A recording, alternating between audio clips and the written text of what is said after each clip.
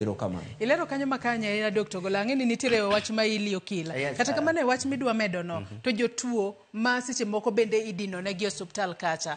Bende ang'eni mano bende na taro mar chik. Jotuo gi kar dino ne gi hospital kaluore kod chik owinjo bende timo ng'ano. Osethiedh ng'ato osechango. To bing'eni kene hospital kacha pod odhi mbele gi chiemo to ang'eni osuptende moko kichiemo bil pod imedore. Kanyo to nego bende timo nao. Kar poko magi penjo no ada ko ngawach ni ajo ka daktari wacho gi maber moko wach maber to mado ado wacho en mana chiel kende wacho ni same ne kidu ko kira ne bilo idh malo to kumi chiedhi meno kaberni kochopo kamoro ti wacho in ko ira dok e hospital moro mapiny an poka winjo ng'at mahero ngimane manya yie ni yudo kichiedhi maber ti wacho ni koro duoka uru kuma bro afford because everyone wants to get better. Koro ng'a bro yie ni mondo duoke e hospital mapiny. Tana wacho ni gaji pile actually ni olo wach bil to ok wach ngima. Koro kisekwo to wanya wach bil. To kudo wach ni koro waluoro bil ma koro lo watere hospital mok dhi thiedhi. Wagoli ka in Kisumu, wagoli ka in Aga Khan kata wagoli Avenue kata wagoli referral hospital Jaramogi. Waduoki dispensary moro Nyabondo kucho mwakera katede ko kado kede ko nikech wan no kabir bro yedho aparo ni mano it will even be against our constitution mawacho ni in gira tiro mar yudo the best healthcare the highest attainable healthcare in this country.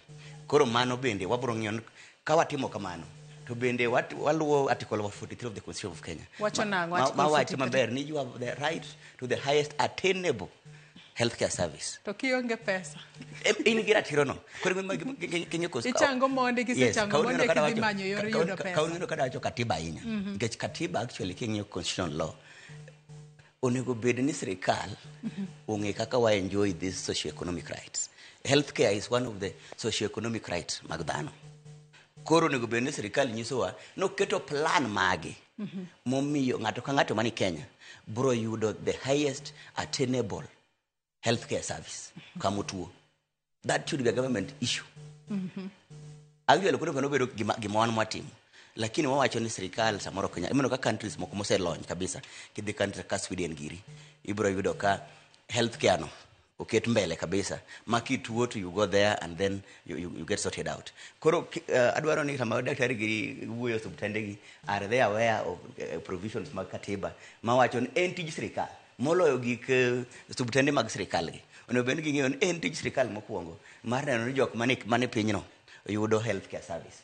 Koro an abro advice jopiny against gima daktari wacho kuo mondi ki ng'ato nyisi ni koro iluoro bil tidwa doki kumoro ma onge kata mana ICU machines ka station ni okethre kendo samoro ni dhi improve but ido chako dok piny iditaro riet to odwoki Nyabondo odwoki ting'wangi maro dispensary.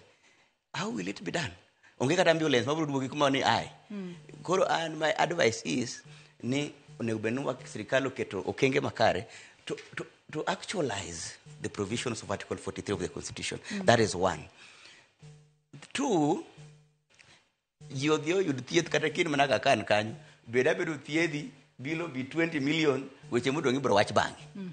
But we cannot say kachinge maduong kabisa ni in koro bill ni 15 million watim nango waduoki dala kuse watimi nadi. What are we saying? We are licensing you to die. Wangen daktari nego chul but ngima bende muhimu mana gima dach ka wach mar jatuo mosetiedhi to koro bilo tame to podi hospital okete kacha ni in bed ka nyakitiek chulo bil. Ingen legally speaking mano gimiluongo ni false imprisonment. Actually nya donjo ni hospital kuom detain nikech false imprisonment en gima kama na an kamoro to kanyaluo kane madwaro chalo kata kabiti studio ka tinyisa no onge waseloro dhoot onge kumidhi that mano false imprisonment. Koro subtendo nego ng'e ni they are committing actually a tort in law by imprisoning people falsely nikech iwacho neni yes inya wuothi corridor ka but wuok to kinyal wuok gate. Koro that's a civil issue in case makuponi en an koro gima timrega ni ji ol ji how do we call it watu ni wanyonge hawana uwezo kabisa so they don't know what to do but the truth is ka in gi jatuo ni hospital first he move to court by way of petition. I'm not inciting patients, but I'm saying ka ngatini hospital to otami work mani ngendi gimalich kabisa one is height of false imprisonment onobeni the court wacho ni ngata obedo detained illegally nikech wange kumondo bedo detained kende no bedo detained by law kende and that could be a police station to marwa mi detained je hospital ni moment is new though what team but that should not happen nikech actually let me tell you aparo ngi gotima gen Africa or Kenya okwan jok mohero weche mag doa hinya lakini kidhi pinje maoko dukoro cases opungo court kaji wacho ni anobedo detained utami wuok to koro penjo en ni ka ngato wachiu ranyisi ni ngato no osechango to hospital podi omake kata ne poko tieko chulo bill ngato kodhi e court bro golo ngeto mane kata outcome bro bedo mane gowicha bro bedo written off kosibo yiene mar mondo mi odhi pacho omany kako chulo gowini kosebedo nango kata bedo ni wacho ni ok insight patients one kwadhi wach gowi samidhi do court kori wacho nango the issue is detention unlawfully. After treatment unlawful or lawful. And from the face of it is illegal. So that alone, into debt, release the patient as we go to the second issue, Margowi. Nikeche, the issue is give me money. Yes, Edward Gopi. Just like now, Joyce, and Inigigopa, let's say. So you have a laptop. Tabu krani. Gopa of miachiel laptop ndiye makao. Man is illegal. And illegal na detitemo mana mar mondo mi neka recover go. Waketo in a civilized world, waketo chike. Engage otherwise, if we do that, what is that direction island, waburo bedo gemiluongo ni state of nature, where only the strongest survive. Kwa wacho koro chike onge. Oket chike ni ngato kanigi gopi, to nitie yore miluwo mondo itim nadi? Mondo yud recover gopi.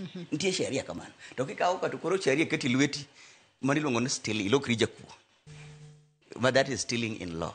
Kori bukri wacho ni an gopa mar 1 million isebedo go kabisa. Mtoki cha neni parking okowuog kawuono. That is stealing. Mano kuo. Nemi oketnwa yore mang'eny mwaluwo ke sheria mar yudo gopewa. Kora wacho mana ni subtrende olu sheria mar yudo gopegi. To ka gineno, nawinjo ka challenge moro jiwacho no kotim kamano to subtende biro luoro rwako ji subtal. Iwinjo. No ka kinyal detain ngato to subtende biro luoro ji rwako ji subtal. Nikech bro giwacho ni mano nyalo keto gi under financial strain. Matine ni gibo bedo maonge pesa. Inyanya to ute thieth mago mag ji giwegi. Ka koro giwacho ni bill kosetamo ngato koro gibo bedo ka gitimo nango wakili. Kaka na wacho kana chako. Onge ohala ma is 100% foolproof. An baka winjo. Kada mana shops mathoth iso ma uso ginenegi. Jogo nigi gowi. Mambe moko ko bichul. Nyaka mama mboga nigi gowi ma jomoko do holo 10 years ago pok ochuloga. God ohala nigi ng'ikrok mage manyaka bedi. To an baka winjo ohala man 100% return. Koro subtal bende nyaka ng'i ni pile ka pile gibiro bedo gi jok mabiro biro ma onge nyalo mar chudo at the end of it. Gibiro gi pesa moro matin ke chikia ka tuo dhi medre. Ibiro ga 200,000 galon tuo ni dhi rumo. Bili chopo milion 5. Ok ni ng'eyo. Imedi chopo milion 1. Pod odong' gi gowi. Koro dwacho ni ng'ani ni in ng'ati ndwa bet ka